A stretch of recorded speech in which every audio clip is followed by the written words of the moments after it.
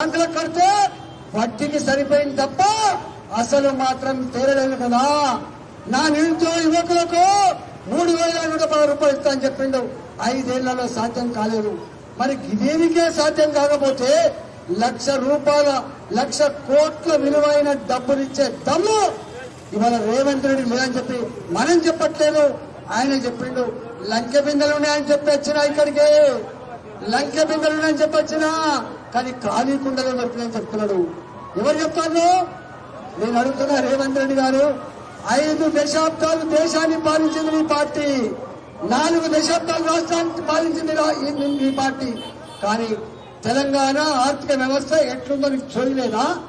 తెలిసే ఇచ్చిన హామీలు. కేసీఆర్ సూది గారు చెప్పేది, సూది పోయిందట, మేనది సూది పోతే దేవుడా దేవుడా దేవుడా సూది పోయింది దొరికితే 10 కొబ్బరికాయలు కొడతా అని చెప్పిందట. సూది ధర 6 పైసలు, కొబ్బరికాయ ధర 500 రూపాయలు. కానీ ఆ ఆయన అన్నాడట, దొరకనైతే దొరకని కొట్టేది ఉంది అన్నాడట. గట్ల రేవంత్ రెడ్డి గారు కూడా ముఖ్యమంత్రి అయితే అనుకోలేదు, ఈయనైతే ఇద్దాం తర్వాత చూద్దాం అనుకున్నాడు. కానీ 6 నెలలకే, ఇవాళ 4 నెలలు గడవక ముందే తెలంగాణ పల్లెల్లో ఒకటే అనుకున్నాడ, అరే మాటలు అయితే మాట్లాడండి కానీ డాల్బోల్ చేసింది కానీ గోల్మాల్ చేసిండు. కానీ మళ్ళీ గోల్మాల్ చేయాల్సింది రేవంత్ రెడ్డిని అని చెప్పి అనుకుంటున్నాను. ఇది ఒక్కటే ఇవాళ. అందుకనే ఇవాళ రేపు మీ అందరికి ఒకటే మాట, రేపు దేశంలో బాంబు పేరును లేకుండా ఉండాలంటే, దేశంలో టెర్రరిస్టుల తుపాకులు మోగకుండా ఉండాలంటే, సామాన్యులు క్షేమంగా ఉండాలనుకుంటే, పేదలకి సొంత ఇంటిగా నెరవేరాలంటే, మన పిల్లలకి ఉద్యోగాలు రావాలంటే, దేశ ప్రతిష్ట ప్రపంచ చిత్రపటం మీద ఎగరాలంటే మళ్ళీ మోడీ గారే ప్రధానమంత్రి కావాలని చెప్పి దేశం అనుకుంటా ఉంది. ఇలా పార్టీ అనుకుంటలే, కార్యకర్తలు కాదు అనుకునేది. 10 సంవత్సరాల మోడీ గారి పరిపాలన చూసిన తర్వాత అప్కీ బార్ 400 పార్ అనే నినాదం ఇచ్చింది.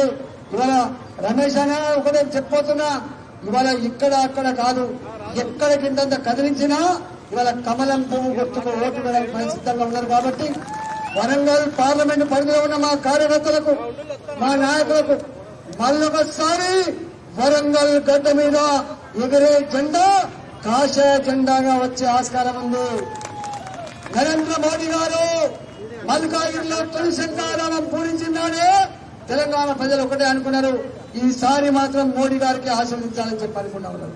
మొన్న అమిత్ షా గారు వచ్చిన మాట చెప్పాను, 12 సీట్ల పైబడి 17 సీట్లలో 12 సీట్ల పైబడి భారతీయ జనతా పార్టీ గెలవబోతుందని చెప్పిండు.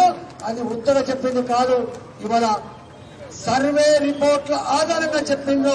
ఇవాళ రేవంత్ రెడ్డి గారు మళ్ళీ కేసీఆర్ లాగా డబ్బు సంచులని, మద్యం సీసాలను, గవర్నమెంట్ మెషినరీని ఉపయోగించుకునే ప్రయత్నం చేస్తున్నాడు.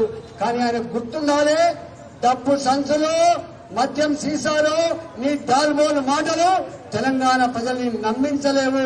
తెలంగాణ ప్రజలు చైతన్యానికి మారుపేరుగా ఉన్న వాళ్ళు. కాబట్టి రేపు 13వ తారీఖు నాడు జరిగేటువంటి ఎన్నికల్లో ఈసారి పాత గీసి బరిగీసి ఈసారి టీఆర్ఎస్ పార్టీకి ఓటేస్తే అది జీరో వాల్యూ.